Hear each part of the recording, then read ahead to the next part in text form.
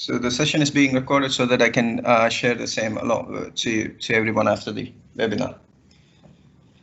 All right, so let's move on. So this is going to be our agenda for today. So it's going to be an introduction. It's more of Ingram micro introduction.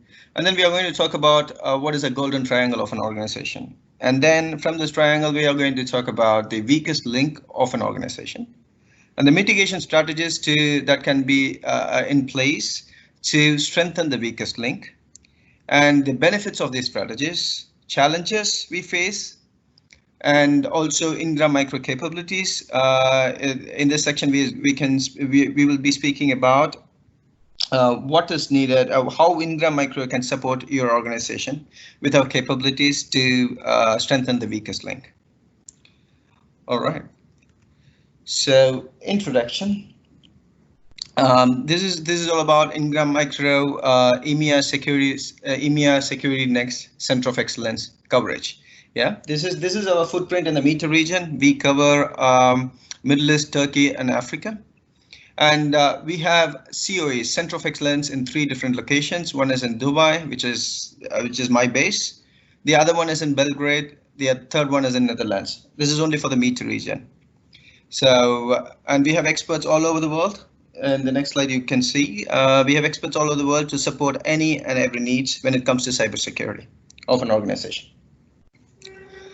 All right, this is our global team of cybersecurity experts. We have footprints across the globe. You have Center of Excellence in multiple regions, including Mexico, Germany, Netherlands, Serbia, Dubai, as we already said, India, Singapore, and Pakistan. All right. So coming to the topic of discussion. See, we need to start with the golden triangle of an organization. What is the golden triangle of an organization? So basically, this is going to talk about what an organization is made of in general. So what is an organization made of? There is only 3 pillars of an organization, if you look at it. So one is people. The other one is tools or processes. The third one is the technology or the tools that are going to be used in an organization. So when we speak in a little bit more detail about the people, they are the soul of an organization. They are heart and brain. Without them, nothing is going to move within an organization. Yeah. And the next one we spoke of as part of the 3 pillars is process. What is a process? Process are the policies and procedures that govern an organization. These are the key, which is going to link people and the next pillar. So these are the processes which we follow every day in our company to do our day-to-day activities. The next thing is the technology. Yeah, the technology is nothing but the tools of the trade. These are applications, hardware, whatever we use in our organization or in our day-to-day life to perform our day-to-day activities, basically. So these are the 3 pillars of any organization. So if you remove even one of them, the organization would not function properly or would not function. So that is why it's called a pillar in the first place. Yeah. So the next thing is this. So I believe everyone is aware of this famous saying, which says, you are as strong as the weakest link. And if you are in a group, you are as strong as the weakest link. So basically, a chain is no stronger than its weakest link. And life, of course, is after all a chain. This is a good one, which I like. It's stated by William James. So basically what it says is you are as strong as the weakest link. So to improve the weakest link, you need to first identify what is the weakest link. So in our case, we are going to talk about the 3 pillars which we have here. So we are going to identify which of these 3 pillars are the weakest link. If I may ask, so, and if you're okay, please do type it across. So do anyone of you know what is, or I believe everyone would know it, but what do you consider the weakest out of these 3 pillars? People. Yeah, fantastic. Thank you, Abdullah. Yeah, this is all it is going to be about. Yeah. So Right there. So the answer is people. So why people? Why? Because we have technologies. We will have vulnerabilities in technology, but then the technology is also built by people. And we have processes in place. That is also one of the pillar. So, but then the process again is built by people. So people is the key. People are the ones who make technology and process stronger, but they are also the other side. It's like they are two sides of the coin. They work both ways. So even there are certain reasons why people become the weakest link. Yeah, some of them are stress. Even the most careful person would sometimes skip a step, as in, how should I put it? So due to our stress, we will not be able to do our utmost every day. If there is too much stress, we need to take a step back, relax, and collect ourselves before we move forward. But that is not the luxury everybody is given to these days, right? So stress is one of the important factor why it makes people weak. But then I also agree to the other fact of things. Stress is going to make you shine. You cannot get a diamond without enormous pressure when it comes to coal. But then what I'm trying to say here is stress can also be a reason why which could make even the most careful person in an organization miss a step, basically. So stress. The other one is people are susceptible to psychological attacks. Yeah. So the attacks these days are so sophisticated. They target our psychological nature, and that is how the credit card for fraud happens. That is how social engineering works. Basically, social engineering is all about attacking the mindset of the people. So, and the next thing is lack of awareness. So people are not aware what's happening around. So people are not aware. So the due to this awareness, missing awareness, people fail to notice even the smallest things. So this is something we can look at, we can work on, so to improve the nature of people or to empower people. So we'll count that in. The last one is lack of accountability.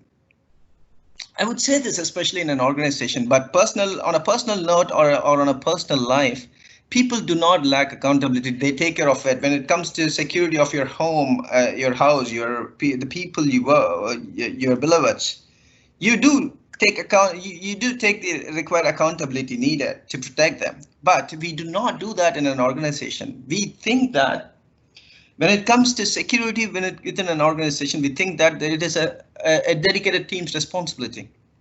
So there are teams, they will take care of it. So it does not work that way. People, and this is also is going to be part of awareness. We need to educate people that security is a collective responsibility rather than an individual team's responsibility. Yeah. So this is something we will be covering today. Yeah. So the next thing is, this is more of a survey which was done by Accenture and Ponemon Institute. So they studied over the years and found that people-based attacks are on the rise, because that is the most easiest thing. Say, because when it comes to an application or a technology, we can patch and we patch a vulnerability which is found. And it takes longer time to come up with a new vulnerability, find a new vulnerability. But then people are the easiest targets. This can be due to our helping nature or trustful nature or anything as such, and also there are also other side of things. There are certain things which happens because of unintentional reasons, and there are intentional reason, like a malicious insider or a disgruntled employee. Anybody can get into this. So there are certain factors which we can address, and today we are not talking about the malicious insider. Rather, we are going to talk about the unintentional things, what people do, and how we can empower people to protect or improve the security posture of an organization as a whole. All right. So how to mitigate this weakness? There are 3 steps to strengthen the weakest link, or there are 3 steps to mitigate the weakness which is introduced by people into an organization. The first one and the foremost is cybersecurity awareness program. So we need to understand the importance of a cybersecurity awareness program. The next stages we are going to cover about elements of a cybersecurity awareness program, so things like that, why it is challenging, why it is not successful, and other things as well in the next few slides. But for now, let's talk about the other two things, other two steps which we have to take care to strengthen the weakest link. The second one is process improvements. We should not still stick to our legacy processes. We need to improve the process so as to facilitate the human element, to facilitate the human element and to prevent or to reduce the risk vector in general. So how we can do that, we will also cover in the next few slides. And the third element is deploying latest technology. So this is one of the third key element. You need to deploy the latest technology. So it's going to again cover all three pillars, but then even to secure that one single human element, we are going to use all the three pillars as a whole, or we are going to take measures to protect all the three pillars as a whole to empower or strengthen the weakest link in our organization, which is the people. All right. So I hope I'm not too fast. If I'm fast, just ping me and then I'll try to slow down a little bit. Yeah. The next thing which we are going to cover is why a strong cybersecurity awareness program is the need of the hour. So when I say need of the hour, we are in a current crisis. We need to know this is an unprecedented situation. Before 2 months, if you are going to ask me in Dubai, every company is going to allow people to work from home. Unlike other countries, it is not a second nature to Dubai. It's different here in UAE. I've been here for 3+ years now, and this is the first time it's more of a full-fledged work from home. I have been in different companies in the past, and I have done work from home in a very different way, but this particular scenario is totally unprecedented. It did not only affect this country as a whole, wherein it is kind of a new concept when it comes to work from home in UAE, but it has affected the entire world. Most of the world population is working from home. So why an awareness program is the need of the hour? So there are certain elements of an awareness program which would help us to understand why it is the need of the hour. So one of the things is strong security awareness program is the key to mitigate the risk caused by weakest link. So which is more related to the stress we face, the psychological aspects of things. We need to have an awareness program which covers everything, and we should have to have steps in place which also helps the people element, so they don't have to think too much before doing something, basically. Second thing is, these days security threats have been evolved, or it is still evolving. It is so sophisticated. They target exactly the psychological state of an individual. They also know, for instance, they know during this COVID-19 period, people are waiting for advisories related to COVID-19. So there is a raise in phishing emails, which talks about which masquerades itself as a COVID-19 advisory. Yeah. So when something is a COVID-19 advisory, we take notice. We look at it. We try to open things. That itself is becoming a problem. So now we cannot know whom to trust, what not to trust. There will be people who will say trust this. There will be people who will say do not trust this. So people are in a dilemma today, and there are also other type of phishing emails wherein they masquerade themselves as a delivery notification for the items which we await every day during the lockdown. Yeah. So these are some of the things which are happening even today. So we need to ensure that we need to make people aware about all these things to protect the weakest link, as in the human element of things.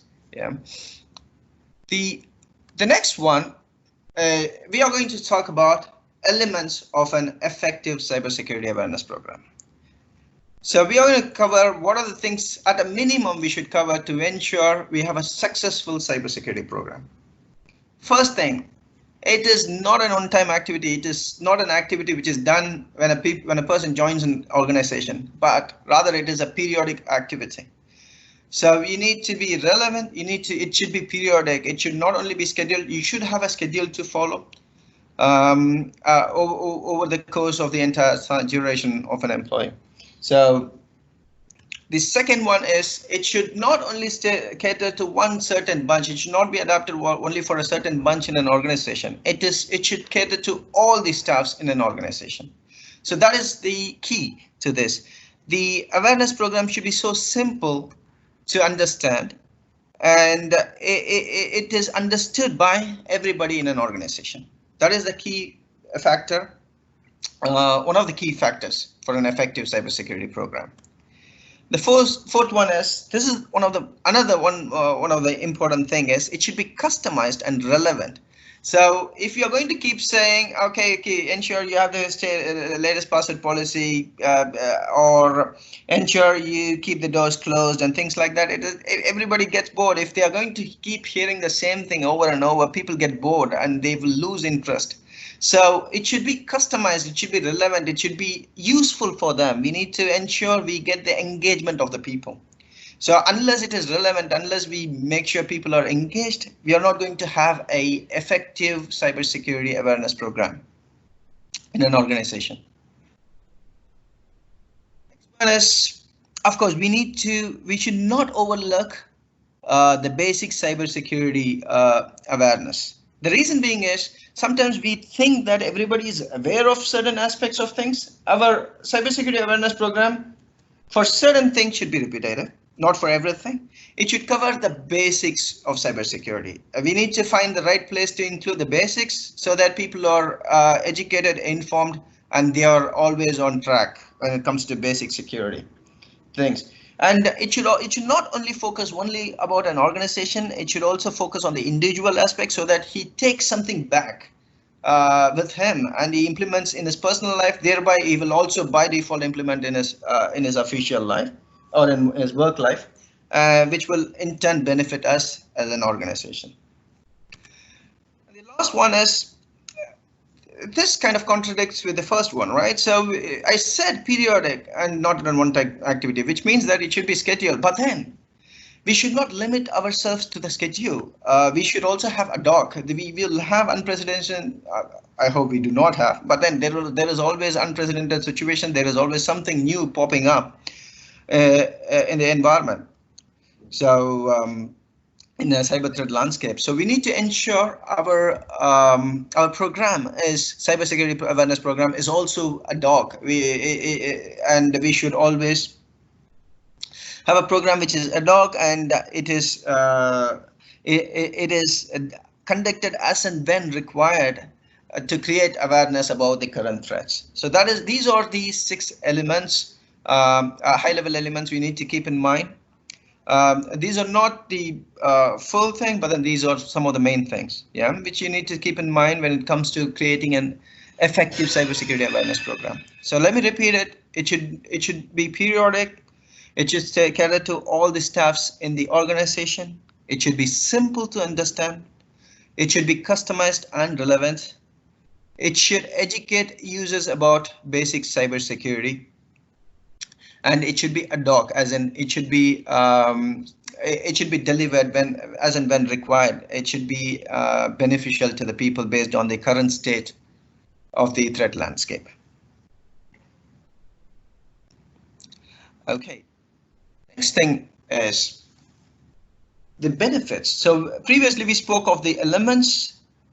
Now we are going to cover the benefits of a cybersecurity awareness program. So what are the benefits of the cybersecurity awareness program? In the end, the sole benefit is going to be empowered people, empowered employees in your organization.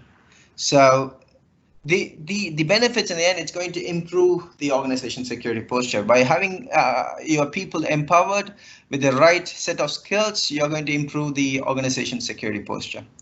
And by empowering people, you're going to reduce an attack vector. When it comes to unintentional or unaware people, the lack of awareness, the risks created due to the lack of awareness, by providing them awareness, we can reduce the attack vector, at least in that area. And which will result in enhanced security for an organization. And this will also lead to reduced security incidents and breaches. So you will have less and less security incidents and breaches. So which means that if you are going to have reduced security incidents and breaches, it is going to improve your finances. So which means that there will be reduced financial loss.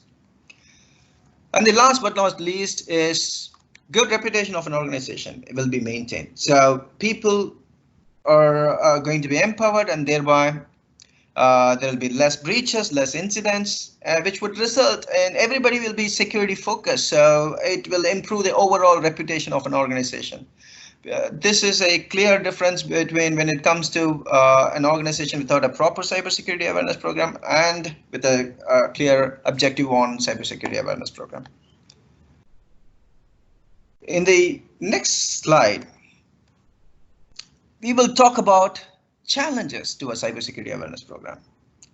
Anyone on the call, would you like to list some of the challenges? You can even come out of the mic. It's kind of boring for me, the only one speaking on the other end. You can even jump in, say some things, or you can type across. Tina, what are the challenges you can think of when it comes to a cybersecurity awareness program?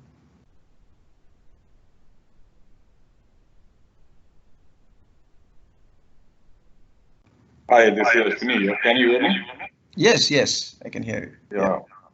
Hi, Kumar. So I think the biggest challenges is that particulation of the top management priority or the cyber security importance for the organization in the current scenario is not properly channelized till the bottom of the, you can say, the paradigm actually. Yep.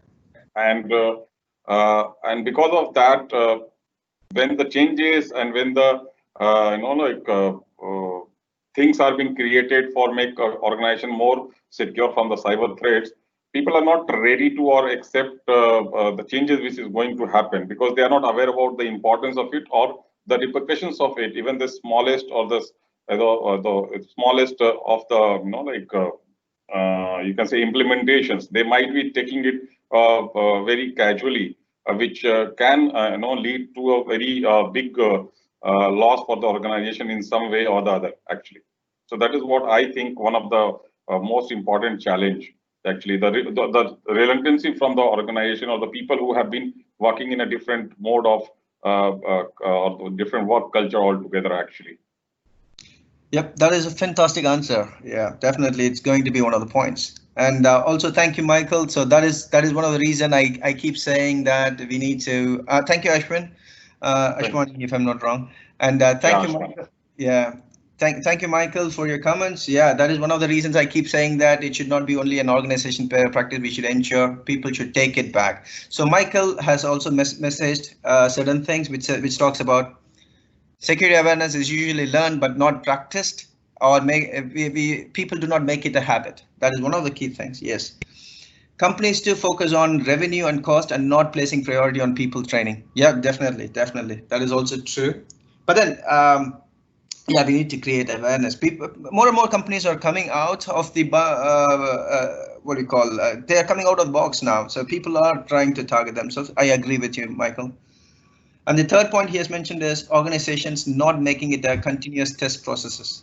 Left it to the people after they learned. Yep. So yeah, as I said, one of the key things is it should be periodic, continuous. Yes, I totally agree with you, Michael. Thank you, Ashwani and Michael. Is there anyone else who would like to jump in before I move on? Feel free, it's okay. We are all kind of under house arrest, so it's at least this is the only way we communicate. So please throw in the mic. I'm a person who likes people speaking. Don't worry about being on mute or anything. You can unmute and speak yourself.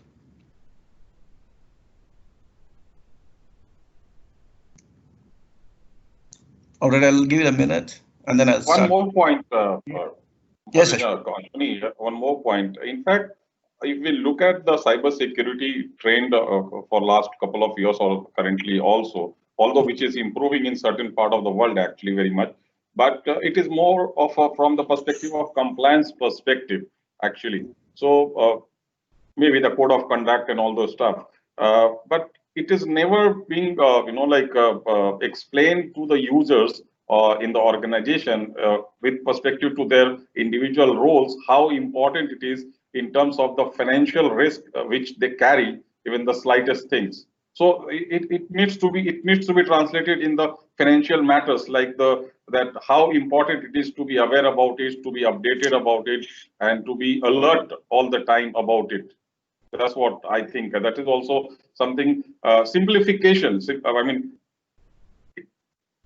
conveying the message or the importance of cybersecurity adherence in a simpler way to the user, translating in their format of their roles and responsibility, what their roles are and the responsibility are, and connecting it to the cybersecurity thing can definitely help. And that doesn't happen quite often, and it becomes a challenge for the people also to understand the importance of it sometimes. Fantastic, Ashwani. So did you, by any chance, did you happen to look at my slides already? No, ma'am. No, I just have I'm just kidding. I'm just kidding. Yeah, I haven't even. It's blank over there. You have said almost everything what I'm going to talk about. But anyways, I will continue doing it. Thank you very much for your support over there. Yeah. Thank you. So as Ashwani said, lack of management support, it's one of the key things. Cybersecurity awareness program, and like every security related activities which is being conducted in an organization, should have a management support. It should always be a top-down approach to ensure people get engaged, to push the people in the right direction. Yeah. The second thing is lack of engagement from employees. Yeah, when it comes to engagement from employees, if the content, they should take something back from them. They should not think, and most of the employees think that it is not relevant. There is a team who will take care of it. And for some reason, we do not design it to be to an audience, but to make sure the audience gets engaged with this, or it is interesting for an audience to follow through. That is, it could also be a mistake which we need to cover. That is one of the things we said in the elements. And the third one is, as Ashwani said, usually it's more of a tick in the box kind of a thing. Cybersecurity awareness program is done. Okay, periodically, okay, there is a tick in the box. I need to be compliant to this so that I get certified. PCI DSS needs this, or any such standards needs this. So it's conducted only for compliance purposes. It's more of a tick in the box that we should come out of that. Yeah. And see, when it comes to before we move on, so I as a person, I like to look at security from a risk-based perspective rather than a compliance-based perspective. I always entertain risk-based security. See, if you check all the boxes when it comes to risk-based security, you will automatically be compliant to all the standards required. So you need to adopt a risk-based security approach, which most of the companies fail. So unfortunately, but I hope the things will change in the near future, because I have seen it happen over the course of my employment in different companies. So if you look at it before Heartbleed in 2012, before Heartbleed, or for instance, Heartbleed, Bashbug, Poodle vulnerability, nobody took things seriously. Everybody was running on OpenSSL. OpenSSL was in the market for like 30 years or so. There is a vulnerability which has been exploited in the wild for 30 years and nobody was aware of it. People thought that HTTPS on SSL is more than enough. People thought that our environment is good because we are transmitting over a secure channel, but that all changed, and the repercussion of that was so serious that every company is more than 40% of an organization in the world, or the devices which are being deployed, which was running on OpenSSL, were upgraded. And then one of the tick in the box question was like, what is the OpenSSL version you are in use? Have you done the patches? So that is how it started. Before 2012, the security landscape, cybersecurity landscape was different. Now the adoption rate has changed a lot. There are many companies who are moving into breach attack simulation. By the way, that is my next topic of discussion in the next webinar. So companies are moving into breach attack simulation, which nobody would have thought of. And companies are employing red teams. Companies are empowering their blue teams. Red teams are the attacking teams. Blue teams are the SOC teams. So the landscape is changed. It is not same like before, but it is not yet where it is supposed to be. But I hope that it'll reach to that point sometime in the near future. But security is going to be a never-ending cycle, irrespective of how well we protect. There are people who are again geniuses on the other side, evil geniuses on the other side, who will always come up with ways to counteract. So if they are not there, I'm not promoting them, but then if they are not there, our life will also be boring. Yeah, so that is also the case. And recently, ransomware people have started looking at ransomware from a different perspective altogether. So ransomware came in, and then people did not initially take it serious. Now everybody, when you say ransomware, everybody is aware of ransomware. So that is how it is becoming. That is how the importance of data is considered, unlike the past. And to add something more, since we are on the topic of awareness and ransomware, I always tell people, do you know does any one of us know which type of attack is the most costliest attack? Or which result in the most financial loss? There are different types of attacks, right? Ransomwares and other things, phishing, for instance. Does anybody know which ranks the highest? Or do you think ransomware ranks the highest when it comes to financial loss due to a malware attack? Yeah, it's ransomware only. Okay. Anyone else? Yeah, I said Yeah, that's the for me, kid it should be. DDoS. Oh, I'm sorry, I missed that. DDoS, I Oh, said. DDoS. Okay, so has anyone hacking into the system and stealing data? Yeah, stealing data. Yeah. Okay.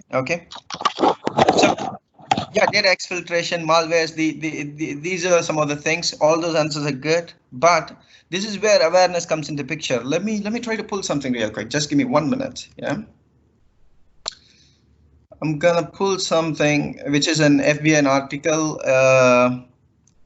which talks about it's an FBI article which talks about which attack is the highest when it comes to financial loss. So just give me 1 minute.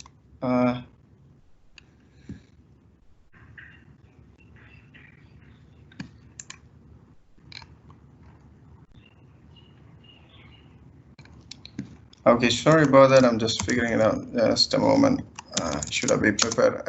It just came in. I'm just searching for it for you. And do anyone of us know AIG insurance? I'm not promoting anybody here. I'm just asking. So these guys are one of the cybersecurity insurance companies, one of the best in the world when it comes to insurance.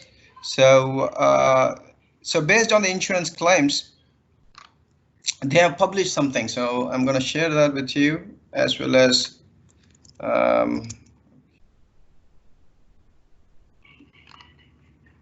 Okay. There is also an FBI advisory which says business email compromise is on the rise. So the answer to that is business email compromise. So let me just throw it here and see whether you can see it. I don't think you guys are able to see it. Okay. Just a moment. Let me stop the sharing and share it again. Okay. So can you all see this? Is it very small?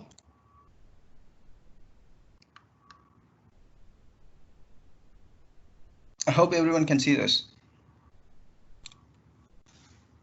Yeah, This was a report generated by the claims made for insurance claims made by people who got attacked.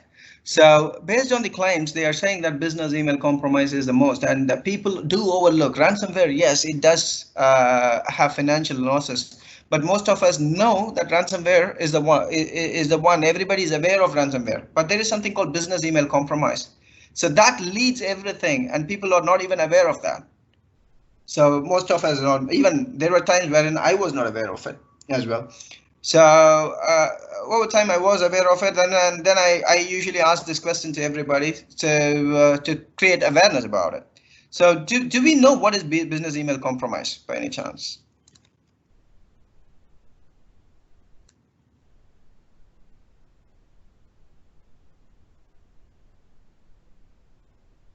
Business email compromise is nothing but a phishing attack targeted at individuals who are responsible for financial transactions. So that's basically what business email compromise is all about. So you target the right people, you get the money out of it. You benefit out of it. That is what it is all about. What business email compromise does is it will send so these guys send phishing emails, or they will play around. They try to target the people who are responsible for fund transfers, and based on that, let's say you are going to do a transaction, and during the transaction, in the middle of the transaction, by the time you're supposed to pay the money, so instead of sending your account number, someone else will jump in and send their account number. So the money is transferred to them instead of to your account. So that is called business email compromise. And the same thing would happen if a company has an HR department which only relies on emails to change an account number. I, as an attacker, or anybody who is an attacker, can send an email on behalf of you saying that, okay, this is I have changed my account number, please update my account number. So you will wait for the end of the month, you will wait for your pay, and the pay gets transferred to someone else's account. Sometimes there is always a delay, right? It's not on the same day everybody gets paid. So we wait for a couple of days, we wait for 4 or 5 days, and then we contact the HR and see what is happening with my pay. So and then you will come to know that a business email compromise has happened and your money is transferred to someone else. And there is a huge amount of loss because of this. FBI has put in notices. FBI has created a separate channel for business email compromise to report any business email compromise instance. So that is one of the things I wanted to bring to notice about to everyone. Yeah. So the next thing is lack of insight that security is a collective responsibility. Yeah, this is one more challenge, right? So people think that there is a dedicated team, they will take care of everything as a magic wand. They have a magic wand, they will fix everything. We don't have to worry about it. No, it is not the case. This should be delivered as part of our awareness. We need to tell them, see, you are responsible. You are part of the organization. You are also responsible for security of an organization. If you're going to let a visitor in, ensure that you tag along with the visitor, escort them. Do not let them wander around. Or if you see somebody who is not part of our company, do let at least people who are supposed to look at that know that there is somebody. So it is a collective responsibility, not an individual team's responsibility. That is something I wanted to highlight. The next thing is reliance solely on technologies and processes. We think that we have the robust and the best technologies, it will protect everything. No, it does not work like that. So we need to understand as and when there is a human element, there is always a chance for failure when it comes to technologies and process. So you can have the best of solutions, but if there is an insider who is not aware of certain aspects of things, he would give the username and password to another person who is not authorized. And there goes your technology and process. And the lack of relevance. So you need to have a relevant. So that is one of the points with which our guys said, right? Ashwini, Michael, and the others. So yes, you need to ensure it is relevant. Ashwini said that. You need to ensure the relevance. You need to ensure how it will also affect their department, how an HR department will get affected. However, it should not focus on, it should not be a blank thing. It should be focused on their perspective so that they can understand the awareness program better. And it should also focus on their individual aspects of things so that they will also take it with them, practice it every day. And it'll get, when you practice it every day, it becomes a habit, and it goes without saying. It'll happen just like that within the company. So the next aspect is, till now we have spoken about a cybersecurity awareness program. I know we are running short of time, but I'll try to finish it as quickly as possible within 13 minutes. So the next aspect of this is how to assist people by updating our existing process and technology. Yeah. So how can we assist them? Say, so there are certain aspects wherein we can assist them. So that is what I'm going to touch base upon in this slide. Yeah. So multi-factor authentication. Can anyone say, would you still prefer a password policy? If yes, why? And if not, why you will not prefer? Not a policy, a static password. If not, why? Anybody can jump in. I'll give it probably like 30 seconds. If not, I'll move forward. So if there's a compromise, then it can be a big breach because the passwords are very vulnerable and the potential damage. Definitely, definitely. So static passwords are always a problem, but then we have this password policy, right? Complex passwords, and thank you, Rishabh. Yeah, we have complex. Okay, NIST came up with the password policy which we use in general. The complexity, the expiry, and the number of previous passwords that cannot be used. NIST came up with it long time back. Okay, and NIST recently came back. I don't know whether everyone is aware of it, and most companies are still following password policies. But NIST came back and said, okay, forget the password policy which we have said, that is dead. Start using passphrase, multi-factor authentication, and things like that. So do not have a complex password, because a complex password ends up being difficult for the user to remember, and then he writes it up somewhere. You put a 16-character password, he's not going to remember it. So instead, the new recommendation is use passphrase, and I personally recommend multi-factor authentication along with OTP and things like that, so that there is no longer a static password, and there should be a risk-based authentication. So this way, you're going to help the people, so they don't have to remember things. They can remember certain other things which are important when it comes to awareness. They don't have to remember the passwords. Let's make it easy, passwords like passphrases rather than passwords. But the phrase should be long. It should not be a short phrase. That is one of the things. But implement multi-factor authentication. The second thing is, or the second and third, let me put it this way: email security and the internet security. Email security, the legacy approach to email security and internet security is all gone now. We should adopt a hybrid approach. If an organization has an in-house email security and internet security appliance, which is the proxy server or your email security gateway, they should also adopt a hybrid approach, because given the nature of a situation like this, and I believe the world will move towards more work from home in the future, because they have seen that people can work, and it is also proving cost effective. I've heard that in India, there is a company, one of the world's best known company, TCS, is going to adopt a large scale work from home after the COVID-19. So basically what I'm trying to say is you need to move into a hybrid approach wherein you should not depend only on the in-house email security and internet security technology, but also adopt a cloud-based technology as well, because the in-house technologies are limited to the organization. You need to either ask when a user is outside your organization, you need to force him, either you allow him to access the internet without any restriction, or you force him to connect over a VPN and then use the internet via the proxy server. And same thing applies for email security as well, right? So there will be some phishing links which gets changed by your email security appliance. If they are not available outside the company, it's going to be difficult for people to access those links. So you need to move on to a hybrid approach with advanced threat protection. Say that is the need of the hour. So that is one of the things, so that people even outside the organization, they will still be protected. Your assets will still be protected. They will not have full internet access, thereby you are securing it. They don't have to go and click on a spam link. If they click on a spam link, you are still in control on what they are going, which sites they are going to access. Yeah. And the next one is the world is moving towards cloud. So cloud access security brokers' importance is rising day by day. So this is the solution which is going to protect your data in the cloud. So it comes in different flavors. If I have to talk about it, I can talk about it for a day. So that is one of the things, key areas which we need to look at. The next one is traditional AV is done with. So we need to move on to something called endpoint detection and response. There are many solutions, many technologies, or many vendors available when it comes to detection and response technologies. So I'm not saying you don't need AV. Have AV with the capability of endpoint detection and response. So that's going to help you and your organization's assets. And the other things are going to be, let me just move across. So, okay, the other three things are about periodic assessments. You need to ensure you do periodic risk assessments. This is a process-based risk assessment. It'll be a technology risk assessment. It'll be an operational risk assessment. You need to perform it periodically. And then the next thing is your vulnerability management program should be robust. If there is a vulnerability, there is no point in having all the multi-factor authentication and everything. I can use the vulnerability to get into the system.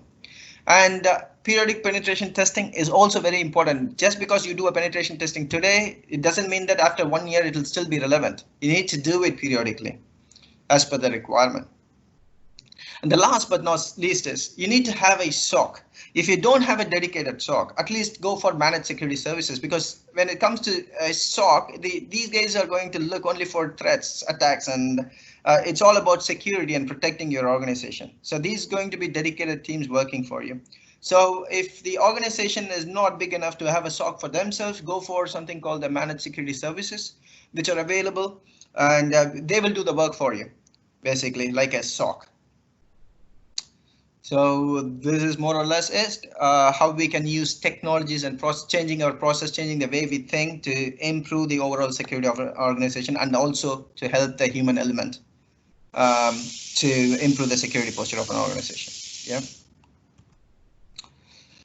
Okay, so the last. Okay, so the last is this.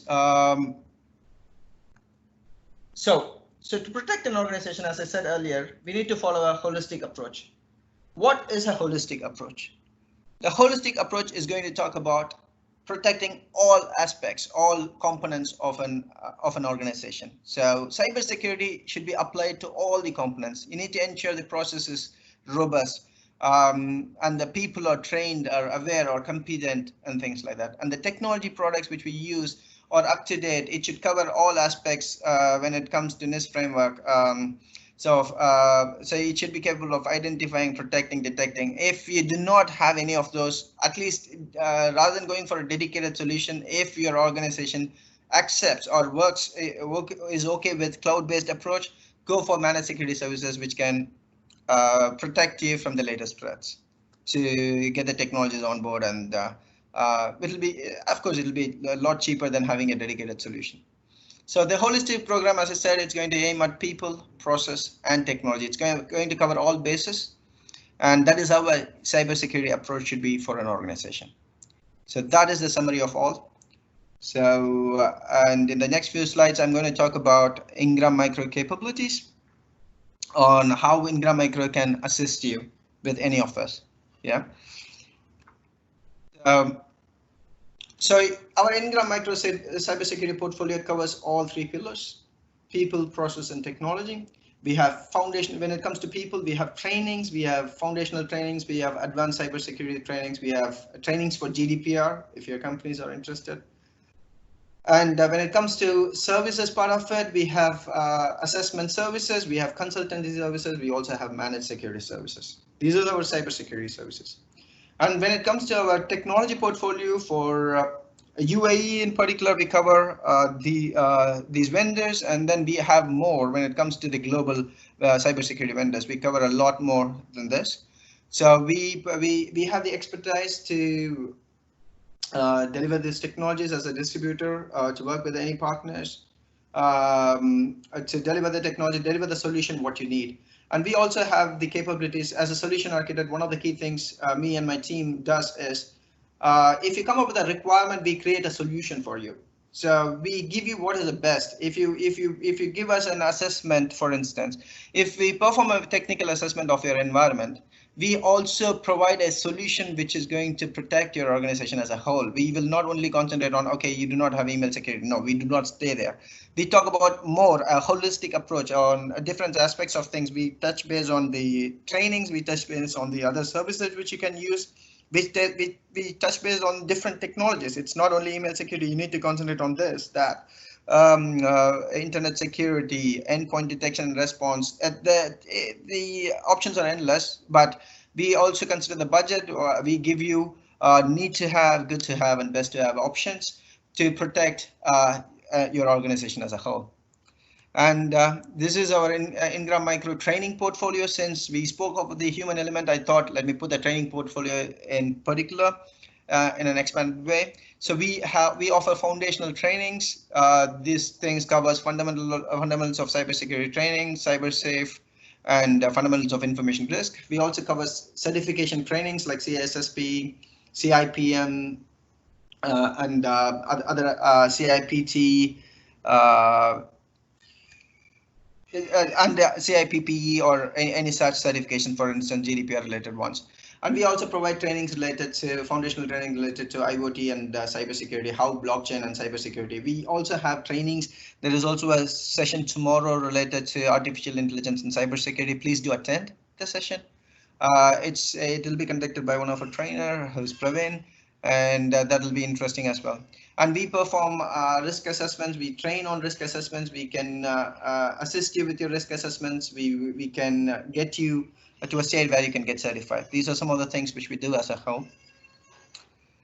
And these are our general contacts. And let me just leave it for some time so that it'll be there in the recording. So when I send it over, you can have a look at it. Other than this is more or less the last slide, and I'm right on time. It's 2:58 here, so 2 more minutes to go. So if you have any questions, feel free to ask. Any comments, any feedback you can throw in here. Anything is appreciated. Yeah, there we have it. And thank you everyone for joining us today. Thank you. Thank you. Cheers. Thank you.